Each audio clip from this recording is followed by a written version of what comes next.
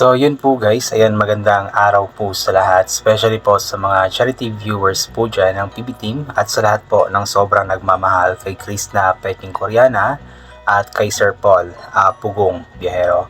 So another topic po yung pag-uusapan po natin. So mula po ito sa upload po ni Krishna nung nakaraang araw, yung may kausap po siya na lola na katutubo. So sana panoorin nyo po yung vlog po na iyon ni Krishna. Mula po ito doon kung saan nga po is nakita po natin doon na talagang grabe si Krishna. Talagang ubos na talaga yung aking bilib po sa kanya. Dahil talagang lahat po ng mga bagay is kaya po niyang gawin. Imagine guys, may daladala siyang sa kanyang likod, yung basket or bukag po yan sa Bisaya na may mga laman na mga gamit po nila, at alam kong napakabigat po niyan, especially na paakyat nga po at napakatarik pa po ng bundok na inaakyatan po nila. But then kinaya po ni Krishna, even though saglit lamang po yun kasi nga po nag-take over naman agad ang kanyang papa, pero yung ginawa po ni Krishna na umakyat sa bundok, napakatarik na bundok na may daladalang bukag or basket, is isa sa nakakahangang ginawa po ni Krishna sa kanyang mga vlogs nga po. Ito po usually po nakikita po natin sa mga katutubo sa bundok. Nilalagyan po nila ito ng mga nakukuha po nilang mga pananim po sa bukid, minsan naman panggatong, ganito ganyan. Kung naalala nyo po dati yung si Madeline po yata yun. Si Madeline po yata yun na nakita ko dati na merong ganito rin po. Maging si Maylin din naman is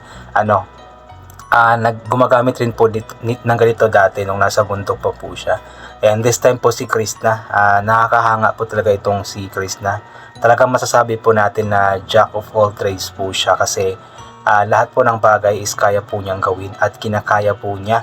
And even though is napakalayo po ng kanilang inakyat or napakatarik po ng kanilang inakyat, ay okay lang po yun kasi pagdating naman po dun sa itaas, sa tuktok or dun sa sakahan mismo ng kanyang papa is very satisfying naman po yung view. Napakaganda po ng view. Kaso nga lang tama po yung advice po ni Krishna sa kanyang mama na dapat huwag na lamang po talagang umakyat kasi ganun po pala kalayo at ganun po pala katarik yung bukid or yung sakahan po nila. So tama lang din po talaga na inadvisean po ni Krishna na huwag nang umakyat-akyat pa ang kanyang mama doon kasi grabe, napakahirap po or napakalayo, napakatarik po at napakadelikado, especially na may sakit nga po ang kanyang mama. So ito po yung pangarap ni Krishna na gusto niyang kumbaga mabigyan po ng magandang bahay ang kanyang pamilya. Yung gusto niyang umangat po sa buhay po niya kasi ayaw po niya na makikita po ang kanyang mga magulang na umakyat-akyat nga po sa bundok po na ito kasi talagang mahirap. Tayo nga po na nanonood lamang po sa kanilang ginagawa na pag-akyat doon sa bundok, sobra po tayong kumbaga natatakot, kinakabahan, nahihirapan po sa kanilang pag-akyat po doon. How much more pa kaya sila and how much more pa kaya sa kanyang mama na may sakit po talaga. Kaya yun, ipag-pray po natin na magiging successful po talaga itong si Krishna. Lahat ng pangarap po sana niya para sa kanyang pamilya is matupad. Nang sa ganon is hindi na gaanong mahihirapan pa po ang kanyang pamilya. And alam ko na mas lalo kayong bumilib kay Krishna dahil nga po sa vlog po niya na ito. Talagang wala siyang kaarte-arte kung ano po siya noon at ay ganun pa rin po siya hanggang ngayon. Kung ano po yung ipinapakita or ginagawa po niya sa bukid noon is ganun rin po pa rin po ang kanyang ginagawa ngayon at talagang ipinapakita po niya sa atin kung gaano nga ba kahirap po ang kanilang dinadana, especially ng kanyang magulang, ng kanyang papa, para lamang po talaga makapagtanim, magkapera, para kumita ng pera. So napakahirap po ng buhay. Kaya ipag-pray po natin na magiging successful po sila. And hoping na sana patuloy po natin ang pag-support po sa kanya at maging sa kanyang ate. I-share po natin ang mga videos, huwag po natin i-skip yung mga ads para may chance po na mas malaki yung papasok na revenue na maaari nga po nilang maitulong sa mga taong nangangailangan, especially po sa kanilang pamilya kasi alam po natin kung gaano po kahirap ang kanilang pamilya. Kaya ito po, basahin po natin yung ilan po sa mga komento ng mga taong sobrang humanga rin po talaga kay Krishna. Mula kay Elena, good evening Dai Krishna, so very proud of you. Lahat alam ang trabaho, walang kaarte-arte I salute you girl, tuloy lang ang laban sa buhay, ingat kayo lagi. Watching from Rosario, Pasig City, Manila. God bless you more. Yun nga po talagang sobrang nakaka-proud po si Krishna kasi wala po talaga siyang kaarte-arte. Kahit napakahirap ng dinadanas, paakyat sa bundok, napakainit, napakabigat ng daladala, ay okay lang po sa kanya. Ang importante po is matulungan po niya ang kanyang papa at the same time is may ipakita po niya sa atin yung buhay na meron nga po sila. Jovit S. Pinilla, Go Krishna, ang babaeng walang inuurungan sa hamon ng buhay. Laban lang, God bless and more blessings to come. Oo naman po, talagang siya po yung babaeng walang inuurungan sa bawat hamon ng buhay. May mga times na nadadown po siya pero gaya nga po ng sabi po niya sa vlog po na ito na kung pagod na is magpahinga lang pero wag na wag susuko. Pagkatapos magpahinga is laban na ulit. Yan po yung sabi ni Krishna. So may mga pagkakataon na nagpapahinga lang, nagpaparelax, nagpapakalma ng isip, nagpapakalma sa mga problema, ganito ganyan. But then hindi siya sumusuko, patuloy siyang lumalaban. Kumbaga, nare-relax lamang po niya ang kanyang sarili para magkaroon po ng karagdagang energy na labanan kung ano man po ang problema or pagsubok na meron siya.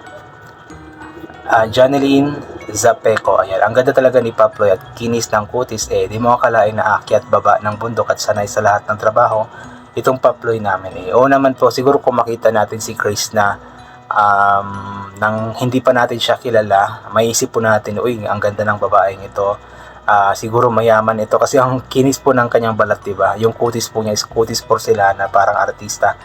Pero kung malaman po natin, ganito pa yung ginagawa ni Krishna, laking bukid pala ito, sanay sa gawaing bukid. So talagang magugulat ka kasi hindi natin kumbaga ina-expect na ganoon pala yung kanyang gawain kung hindi pa natin siya kilala ba, So kung makikita po natin siya na hindi pa natin siya kilala, so hindi tayo mag-expect na ganito pala siya, laking bukid pala ito, sanay pala sa gawaing bukid, diba? So talagang mapapahanga ka na lamang po sa kanya. Igorotang Kadama, kay ganda naman dalaga namin, ganyan nga baby, sarap panoorin talaga pag pamilya mo kasama mo, masayang masaya kami na nakikita sila. Una naman po, nakakatuwa po na nakikita, nakasama po ni Krishna ang kanyang pamilya, nag-vlog po.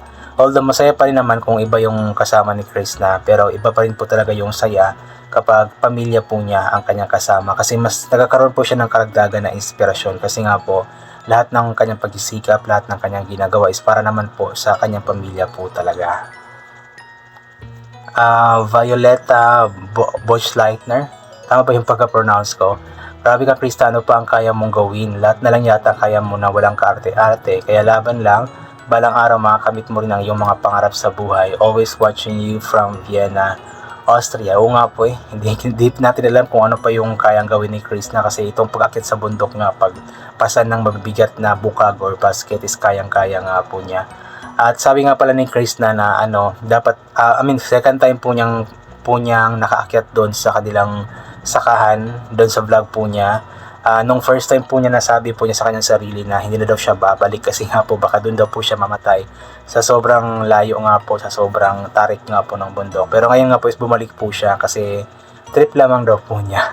Pero siguro gusto niyang ipakita po sa atin kung anong buhay po talaga meron sila at kung ano nga po talaga yung ginagawa ng kanyang mga magulang, especially ng kanyang papa.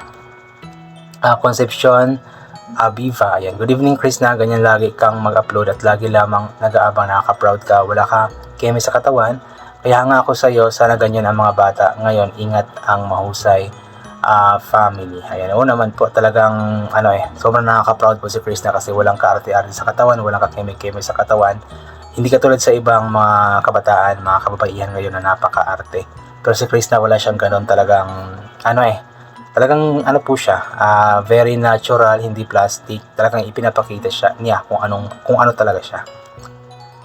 Sweet Bia Corpus, and wow, parang naging isa ka ng katutubo. Baby loves Chris, kahit kailan wala ka talagang inuurungan na trabaho, wala kang kaarte-arte sa sarili, at una sa lahat, good vibes talaga kayo ng papa mo. Deserve mo talaga ang mga blessings na natanggap mo dahil napakasipag mo at napagmahal sa mga magulang.